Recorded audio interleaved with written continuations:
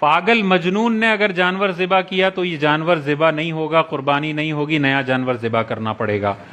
عاقل ہونا چاہیے، بالغ ہونا ضروری نہیں ہے۔ تو نابالغ بچہ بھی اگر ذبح کر لیتا ہے لیکن وہ عقل والا ہے، سمجھدار ہے، تو وہ قربانی کر سکتا ہے، آپ کا جانور حلال ہو جائے گا۔ دوسرا، جس نے چھری پر ہاتھ رکھا ہوا ہے، جو ذبح کر رہا ہے، اس کا مسلمان یا اہل کتاب ہونا ضروری ہے۔ اگر خدا نہ خواستہ جن کا چھری پر ہاتھ ہے اور جو ذبح کر رہے ہیں ان میں سے کوئی ایک، دو بندے ذبح کر رہے ہیں یا ایک ہی بندہ ہے اور وہ غیر مسلم ہے، جانور مردار ہو جائے گا اور قربانی ضائع ہو جائے گی۔ تو مسلمان ہونا چاہیے یا اہل کتاب۔ اہل کتاب میں عیسائی اور یہودی آتے ہیں۔ اگر یہ اپنے اصل عقائد پر ہوں جو عیسائیوں کے عقائد ہیں اور یہودیوں کے، تو یہ اہل کتاب ہوں گے اور ان کا ذبیحہ حلال ہوتا ہے، لیکن مکروہ ہے ان سے ذبح کروانا۔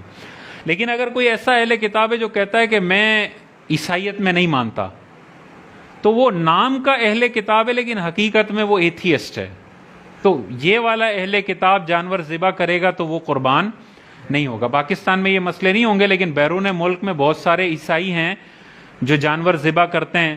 تو اب مسلمان کوئی ہم سے پوچھے کہ بھئی اہل کتاب کا ذبیحہ حلال ہے کہ نہیں، تو ہم کہیں گے حلال تو ہے، لیکن وہ اوریجنل اہل کتاب میں سے ہونا چاہیے۔ وہ کہے کہ میں عیسائیت میں نہیں مانتا ہوں یا میں خدا کے وجود کا منکر ہوں، تو وہ نام کا اہل کتاب یا مسلم ہے لیکن حقیقت میں وہ دہریہ ہے، ملحد ہے، ایتھیسٹ ہے، تو اہل کتاب۔ لیکن ادھر بھی کیوں جانا ہے ہم نے جانا ہے اسی طرف۔